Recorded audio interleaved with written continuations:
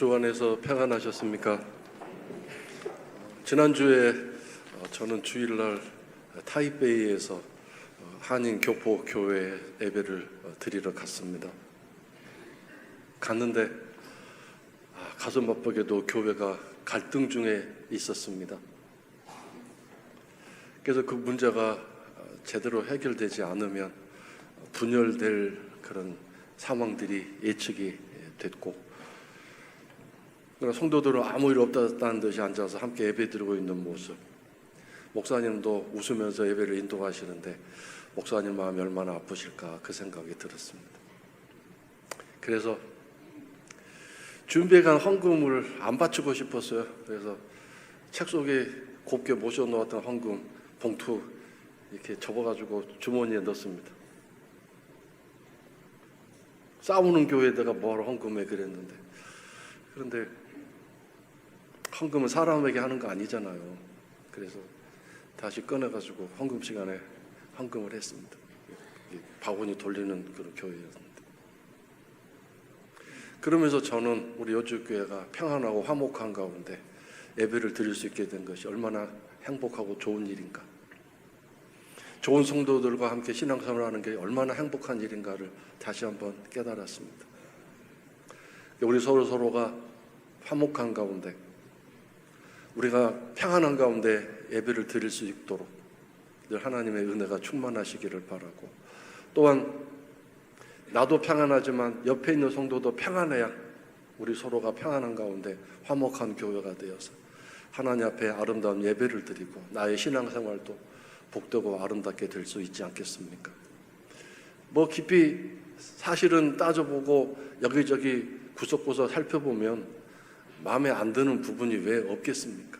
그러나 그 모든 부분들 신앙으로 잘 해결하고 이해하고, 또 서로 하나님 은혜 안에서 그런 모든 부분들을 서로 협력해서 해결해 나갈 때 주의 몸된 교회는 주님 오시는 그날까지 아름답게 유지되고 신앙의 유산을 자녀들에게 물려줄 수 있지 않겠습니까?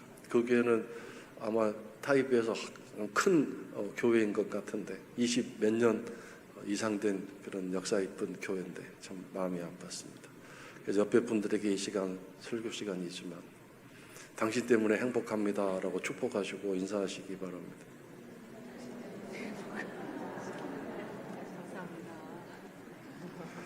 서울대 연구소가 돈을 많이 들여서 근데 인사하라는데 인사 안 한 분은 뭐예요 지금? 화목하기 싫다 이거예요 지금? 옆에 분이 평안해야 나도 평안합니다. 나만 평안하면 안 되잖아요. 자, 어쨌든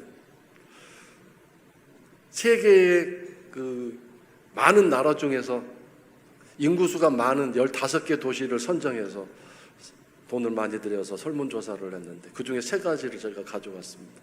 참 충격적인 사실이라서 여러분과 함께 나누면서 오늘 설교를 진행하려고 합니다. 첫 번째 질문 내용은, 당신은 당신의 자녀가 경제적인 부담이 된다고 생각하십니까? 라고 질문을 했습니다. 그런데 서울이 1등을 했습니다. 서울 사람들이, 우리 대한민국 사람들의 생각과 같겠죠. 자녀가 경제적인 부담이 돼서 아주 힘들다 그런 얘기 아니겠습니까? 86%가 그렇게 대답을 했습니다. 도쿄는 60 몇 %로 3등, 미국 뉴욕도 60 몇 %로 7등을 했습니다. 차이가 별로 많지는 않습니다. 근데 우리나라는, 서울은 86%가 그렇게 81%였으니 압도적인 수치죠. 그 다음에 두 번째로 제가 가져온 설문의 내용 중에 또 하나가, 당신은 당신의 자녀가 성장하는 것을 보면서 만족하고 행복함을 누리십니까? 느끼십니까? 그렇게 질문을 했는데, 당신의 자녀가 성장하는 것을 보는 것이 인생의 가장 큰 기쁨이라고 여기십니까? 라고 했는데, 저 끝에서 꼴찌에서 세 번째를 했습니다. 그러니까 자녀가 성장하는 거 보는 거 더 이상 내 인생의 기쁨과 즐거움이 아니다 이거죠.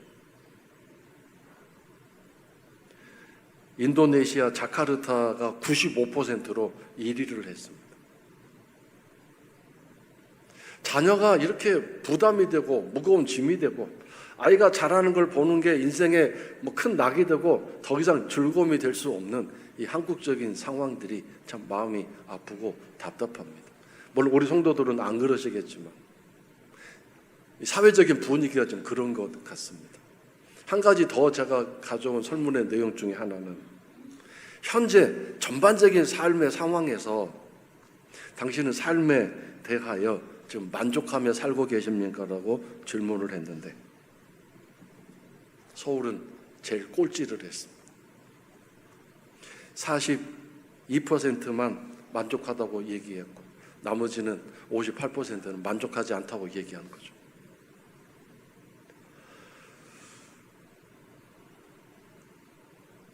우리 한국은 전 세계에서 교회가 가장 많고 인구 대비 하나님 믿는 사람들, 기독교인이 가장 압도적인 수치를 자랑하고 있는 나라입니다. 그런데 왜 이렇게 대한민국 사람들이, 서울 사람들이, 여주 사람들이 행복해하지 않는 걸까요? 하나님을 믿고 하나님을 사랑하는 가운데 살아가는 왜 성도들이 많은 대한민국이 우리가 이게 행복하지 않는 걸까요? 왜 자녀 키우는 게 그렇게 힘들고 어려운 일이 되어 버렸을까요? 오늘 말씀에서 하나님은 뭐라고 말씀하셨습니까? 내 창자가 들끓는다라고 말씀하셨습니다. 창자가 아프다 그런 뜻입니다. 애 끓는다, 애달프다, 창자가 아프다는 뜻이 아니겠습니까? 그런데 여러분, 하나님이 뭐 때문에 창자가 지금 아프다고 하셨냐면 에브라임 때문이라고 말씀하셨는데, 에브라임은 이스라엘을 다른 말로 표현하는 별칭입니다. 12지파 중에 하나로 에브라임 지파가 있긴 있습니다만, 사랑을 표현할 때, 이스라엘을 너무 사랑한다고 말할 때 이스라엘이라고 하지 않고 에브라임이라고 그렇게 부르십니다. 그런데 이 에브라임 때문에 창자가 아프신데요, 끊어질 듯이 아프신데 왜 무엇 때문에 더 정확하게 라고 말을 하냐면, 사실 에레미야서는 1장부터 29장까지 낱낱이 이스라엘이 얼마나 하나님 앞에서 잘못을 했고 죄를 저질렀고 마음을 아프게 했고 그렇게 했던 범죄 행위들이 낱낱이 기록되어 있습니다. 하나님 입장에서 다 기록되어 있습니다. 그리고 30장부터는 이제 내가 그러므로 더 이상 참을 수가 없어서 벌을 내려야 되겠다, 책망하시는 장면이 나오는데, 그 30장 시작하는 가운데 31장 20절에서 이 말씀이 나오고 있습니다. 근데 오늘 말씀 잘 보세요.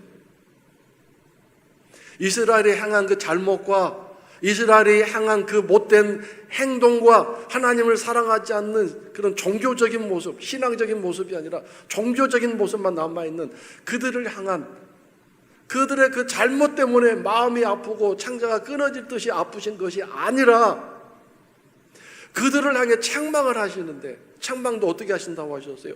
깊이 생각한 끝에, 신중한 생각 끝에 몇 마디 책망을 하시는데, 그 책망하시는 그것 때문에 마음이 아프고 창자가 끊어질 듯이 아프다라고 오늘 말씀하고 계십니다. 저는 우리가 이 말씀을 통해서 하나님 사랑이 어떠한지를 다시 한번 깨달았으면 좋겠습니다. 자녀 때문에 고통스러우신데, 이스라엘이라는 당신의 자녀 때문에 마음이 아프신데, 그들이 잘못한 행동, 빗나가고 있는 그런 모습들을 보면서 마음이 아프고 창자가 끊어지듯이 고통스러운 것이 아니라 그들을 향해서 몇 마디 참다 못해서 이제 책망을 하시는데, 그것도 그냥 감정적으로 폭발해서 말씀하신 것이 아니라 깊이 생각하시고 신중한 생각 끝에 몇 마디 하셨는데, 그 말씀하신 것 때문에 창자가 아프시다고 하니 이게 얼마나 엄청난 사랑입니까? 물론 우리 부모들도 자녀들 참다 못해서 야단치고 몇 마디 꾸중하는 일이 있습니다. 그래 놓고 또 나와서 내가 괜히 했나, 너무 심하게 하지 않았나, 내 말이 너무 자녀에게 상처가 되지 않았을까, 또 우리 가슴 아파하는 부모들이 있긴 있습니다. 자책하는 우리들의 모습이 있긴 있습니다. 그러나 창자가 끊어질 듯이 그것에 대한 고통을 느끼는 부모는 찾아보기 힘들지 않을까 생각합니다. 자녀들이 언제 효녀가 되고 효자가 되고 부모에게 잘하는 자녀가 될 수 있습니까? 부모의 사랑을 깨닫는 그 순간부터 자녀는 참된 자녀가 되고 부모에게 효도하는 자녀가 될 수 있습니다. 이 부모의 사랑을 깨닫지 못하면 부모를 제대로 섬기고 사랑하지 못합니다. 나중에 그가 자녀를 낳고 피눈물 흘리던 그런 고통들도 겪으면서 그때서야 자녀를 키우는 아픔을 알고 그러면서 그 부모의 사랑을 좀 깨달을 수 있을 때가 올지 모르겠습니다만, 마찬가지로 우리가 하나님의 사랑을 제대로 알지 못하면 하나님을 제대로 사랑할 수 있는 그런 자녀로 살 수 없는 것이 분명합니다. 성도 여러분은 성경에서 내가 너의 이름을 내 손바닥에 새겼다고 하시는 하나님 말씀도 있고, 나는 너를 너무도 사랑해서 기쁨에 겨워서 견딜 수가 없어서 춤을 춘다고 하신 말씀도 있었고, 나는 너를 너무도 사랑하고 아끼는 탓에 내가 눈 한 번 돌린 적이 없다고 말씀하신 적도 있고,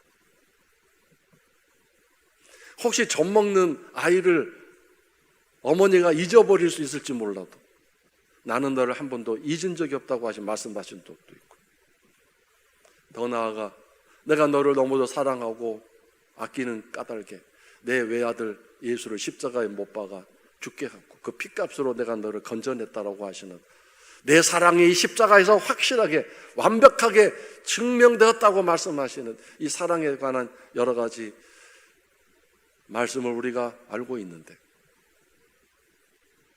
창자가 끊어질 듯이 아프시다고 하시는 이 하나님의 사랑을 오늘 아침 여러분과 함께 나누면서 이 사랑을 다시 한번 가슴에 새겼으면 좋겠습니다.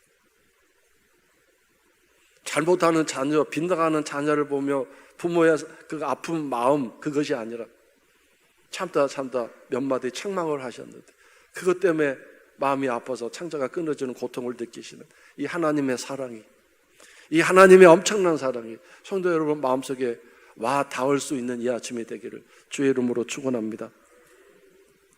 그래서 우리의 신앙이 좀 성장하고 하나님 사랑에 감격하고 감동해하면서 이 사랑이 내게 있으니 나는 담대하게 살고 용감하게 살고 힘들고 어려운 일이 일어나도 버티고 견뎌야 되겠구나 하는 생각이 첫 번째로 들어야 되지 않겠습니까?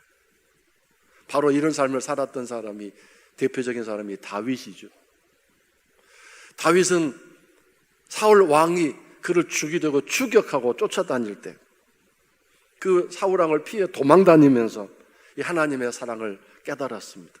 물론 그가 어릴 때 형들은 다 집에서 빈둥빈둥 하는데 막내 아들이 저 들판에 나가 양들을 키우는 그런 힘들고 어려운 노동을 하면서도 하프를 연주하며 하나님을 찬양하고 하나님의 능력과 사랑을 믿으며 맹수를 쫓아내고 양을 구출해내는 등 그런 삶을 살 때도 하나님의 사랑을 노래하고 찬양했습니다만, 그가 더 피부로 깊이 하나님의 사랑을 경험했던 순간은 사울 왕에게 쫓겨다니면서 도망자의 삶을 살았던 그 처절한 비참한 삶 속에서 그 하나님의 사랑을 깨달았습니다. 그래서 시편 8편 4절에서 이렇게 고백합니다. 저 말씀을 제가 더 쉽게 이렇게 바꿔서 번역해 보면 이런 뜻입니다.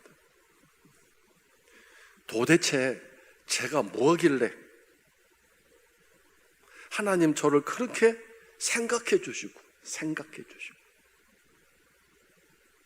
그리고 저를 돌보십니까? 걱정해 주십니까? 그런 뜻입니다. 도대체 제가 뭐길래 저 고백이요, 푸른 초장에서 쉴만한 잔잔한 물강에서 커피 라떼를 마시면서, 카페 라떼를 마시면서 느긋하게 앉아가지고 한 얘기가 아니에요. 비참한 광야에서 도망다니면서 자기를 죽이려고 쫓아다니는 일국의 왕의 그 군사들 수천 명의 군사들을 이끌고 추격하는 그 왕의 살기를 피해 도망 다니면서 거기서 고백했던 내용이에요. 도대체 저를 왜 이토록 사랑하십니까? 이걸 깨달았던 거죠. 저 고백은 하나님 사랑이 어떠한가를 알지 않은 가운데서는 나올 수 없는 고백이잖아요. 왜냐하면 푸른 초정도 아니고 쉴만한 물가도 아닌데 그 비참한 광야에서 그 처참한 들판에서 저 고백이 나왔으니까. 하나님 저를 왜 사랑하세요? 저 같은 사람 왜 이렇게 사랑하세요? 저를 왜 이렇게 돌봐주시고 케어해 주시고 저를 그렇게 깊이 생각해 주시나요? 도망자의 삶에서 하나님 사랑을 뼈저리게 느낀 거죠. 광야에서 저 하나님의 사랑을 경험하고 느꼈기 때문에 그가 나중에 왕이 되어서 멋지고 화려한 삶을 살 때도 절대로 무너지지 않았어요. 절대로 하나님 사랑에서 벗어나지 않았어요. 물론 한순간 잘못 몇 번 실수한 건 있지만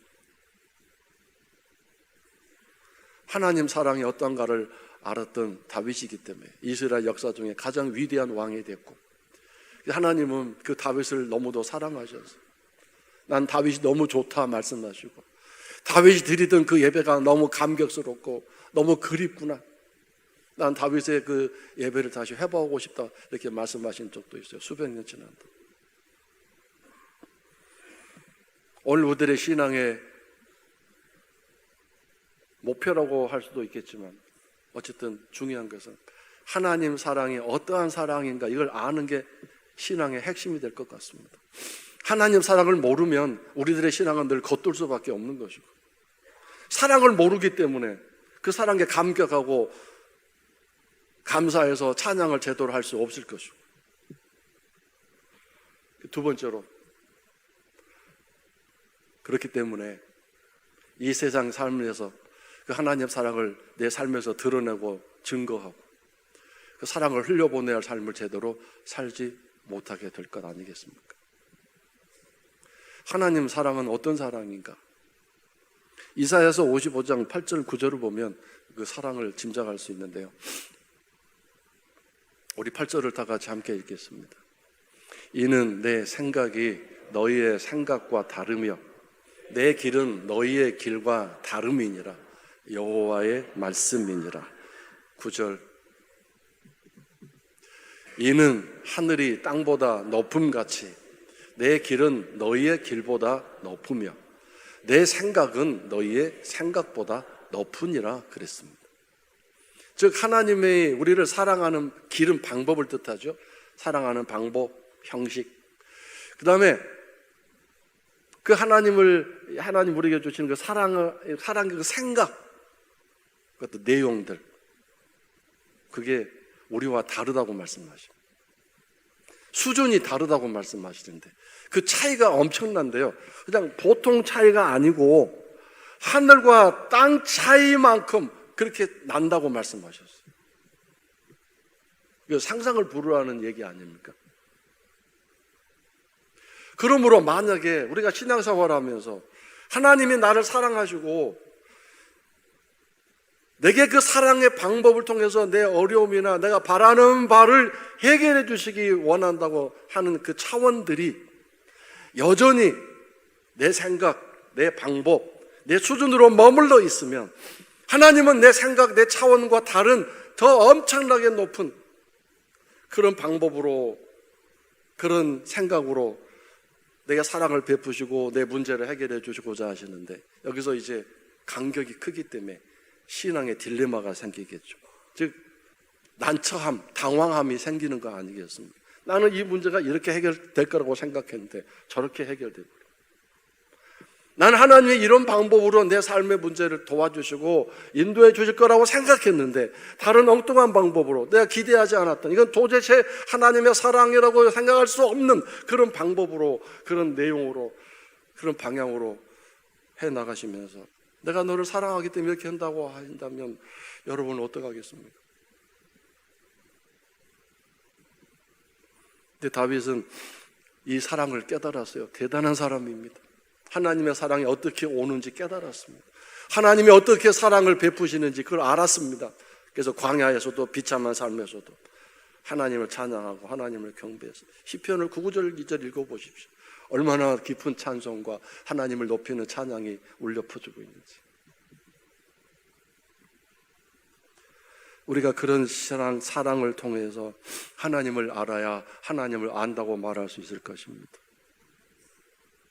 우리가 이 땅에 살아가는 그런 사랑의 차원들, 사실은 그것도 제대로 알지 못하고 있는데, 사람으로서 마땅히 살면서 사랑을 해야 할 내 부모의 사랑이 어떤지, 내 스승의 사랑이 어떠한지, 내 친구의 사랑이 어떠한지, 내 아내와 내 남편의 사랑이 어떠한지 그것조차도 제대로 모르고 있는 우리들이, 당신은 왜 내 사랑을 몰라? 왜 내 마음을 헤아려 주지 못해? 하면서 쓰디쓴 눈물을 흘리는 경우가 부부 사이에도 얼마나 많습니까? 근데 저 지극히 높으신 하나님의 사랑을 안다는 게 얼마나 어려운 일인가를 다시 한번 깨닫습니다. 여러분은 하나님 사랑을 아십니까? 얼마나 아십니까? 그 사랑이 어떤 사랑이셨습니까? 그 사랑이 여러분을 강권하여 이끌고 가고 계십니까? 그래서 그런 사랑을 경험하고 깨닫고 누린다면 우리도 이제 그런 사랑을 사람들을 향하여 베풀 수 있는 사랑의 사람이 될 수 있지 않을까요? 창자가 끊어지는 듯한 아픔을 겪으면서도 사랑할 수 있는,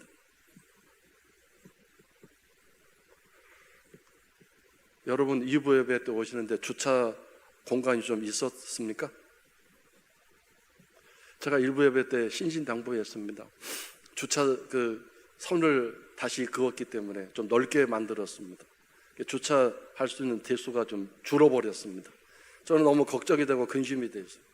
주차 대란이 일어나고 성도들이 불평 불만을 하면서 어려움이 어떨까 해서 고민을 하다가 일부 예배 성도들에게 부탁을 했습니다.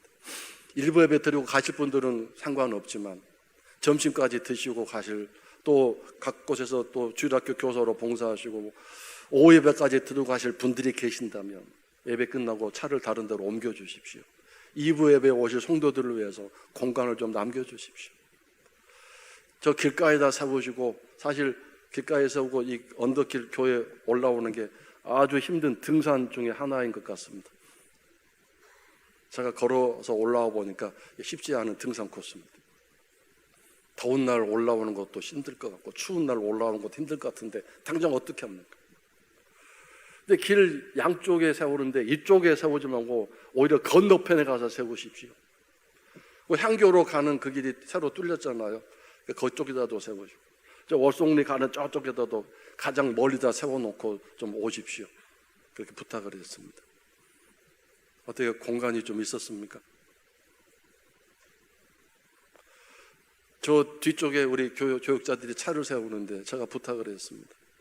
물론 제가 부탁했지만 교육자들은 명령으로 들었겠을지 모르겠지만 차를 저기다 세우지 말고 저 월송리 가장 먼 데다 세우고 걸어와라, 그렇게 얘기했습니다.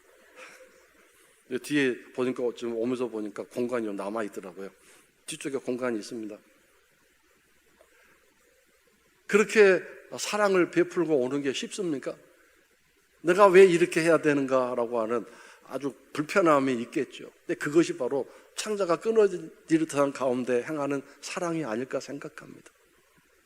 사랑이란 절대 편안하고 아늑하고 분위기 좋은 촛불 켜놓고 장미꽃 꽂아놓고 거기에 아름다운 리본으로 묶은 선물을 주고받는 이것이 사랑이 아니라 피 튀기는 삶의 현장에서 내 창자가 끊어질 듯한 아픔을 겪으면서 사랑을 행하는 것.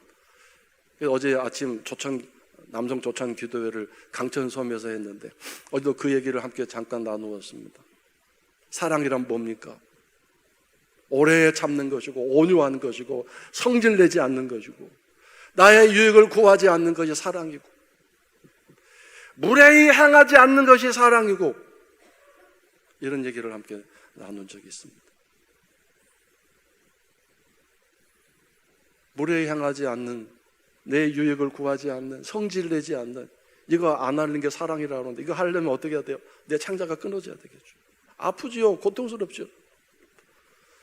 하나님이 그렇게 우리를 사랑하셨으니 그 사랑을 깨닫고 담대하고 용기를 가지고 힘내어 사시고, 두 번째로 이제 나도 그런 사랑을 베풀 수 있는 아내에게, 남편에게, 자녀들에게, 그리고 내 이웃 사람들에게, 그 가장 중요한 성도들에게 이런 사랑을 베풀 수 있는, 창자가 끊어지는 아픔 속에서도 사랑을 베풀 수 있는, 내가 혹시 과한 게 아닌가, 혹시 지나친 게 아닌가, 마땅히 할 말을 했을지라도 깊이 신중히 생각한 끝에 몇 마디 한 것이지만 혹시 그래도 내가 또 지나친 게 아닐까, 하지 말아야 할 얘기를 한 게 아닐까, 막 창자가 아프는 그런 사랑으로 내 삶을 신중하게 돌아보고 또 살아간다면 어찌 우리가 살고 있는, 내가 서 있는 곳이 행복하고 아름다운 곳이 되지 않을 수 있겠습니까?